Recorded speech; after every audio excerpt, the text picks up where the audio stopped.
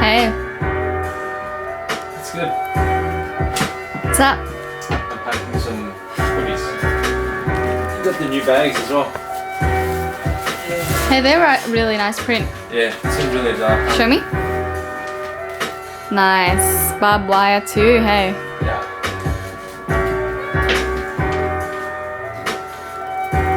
Personally packing everything out. Alright, so generally on Sundays or Mondays, set up some meal packs that I cook during the week, and approximately 200-300 grams of protein, and that's my meal prep for lunch. Purpose seasoning inside, some oil and cayenne pepper, and then yeah, just shake it around, and then chuck that in the skillet with in a bowl with some rice, and yeah, whatever greens I can find, cucumber, broccoli, and those are meals during the day.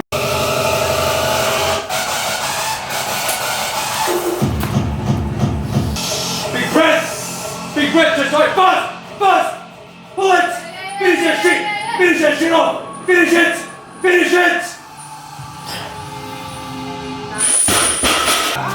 Cheers, thank you.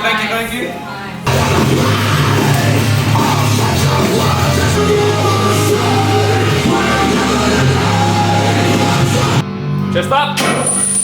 Nice. Much better. Nice.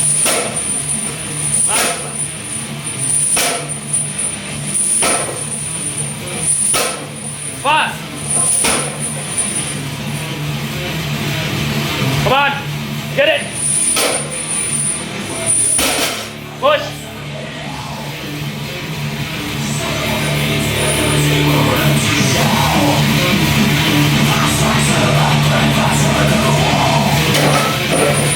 Come on. One more. Push it. Get it. Come on. Way more. Come on. Push it. Nice. 13. Oh, God. 13. How's it going, guys? KBOOEY. I wanted to talk about a bit of fog that comes out of my mouth. Wanted to talk about RPE and the difference between more experienced lifters and newer lifters. What I found interesting today was I was watching a video of people who did military style training, and they were trying powerlifting for the first time, doing like 1 rep maxes and stuff on the deadlift. And I would call that kind of like newer lifters in regards to the sport of strength, versus let's say myself yesterday doing 335 with the chains. There's a distinct difference in understanding where you should push yourself to lift heavier, because for myself, right, with the 335 it was relatively smooth, and I felt like I could probably do 5 kilos on top of that. And so like if I want to do more in the next session, I gotta conserve my energy and not go full RPE 10, right? In my perspective, if you do RPE 10, you won't be able to do anything heavier than that within the same session, right? So in my opinion, yesterday was an RPE 9, and going back on the newer lifters who usually grind out specific reps or sets in their powerlifting sessions, and some of these military guys, they were pulling like 500 pound for the first time, so around like 27.5 kilos if I'm not mistaken, and that was like what, 50 pound PR for them, and they kind of didn't know their range. So for a more experienced lifter, you know your range and you know what you need to do, and not overextend yourself, so you can come back fresh in the next session and lift more, right? Or perform at a higher standard. Whereas if you're a newer lifter and you max out on your 50 pound max because you haven't really peaked before or you haven't really trained for it, but you got the strength there, the next session that you come in, you're probably not going to lift more than 500 pounds, you know? And that strength discovery period I think it's acceptable to push that RPE 10 and not fucking know what the fuck you're doing. But when you're more experienced, you need to kind of, I guess, program and know your limitations and know when to take a win, right? So it's like taking profits.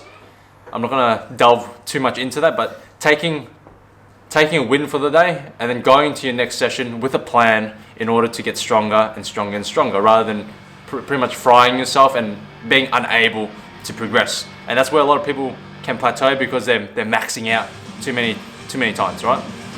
And for a long time, you guys saw me pulling that 300 kilo pretty much every session. I was doing 300 kilo singles every session, and that's clearly not my 1 rep max, right? But I was just experimenting at the time, because a lot of my training is a complete experiment, right?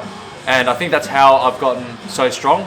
It's experimenting with powerlifting parameters, low repetition, or tapering volume with increasing weight for my particular, I guess, makeup in terms of my recovery times, my scheduling and everything. That all comes into one when you're programming, because some people do really labor-intensive jobs, and their program might look completely different and slower than a person who, you know, works at a desk job and has adequate amounts of sleep and can keep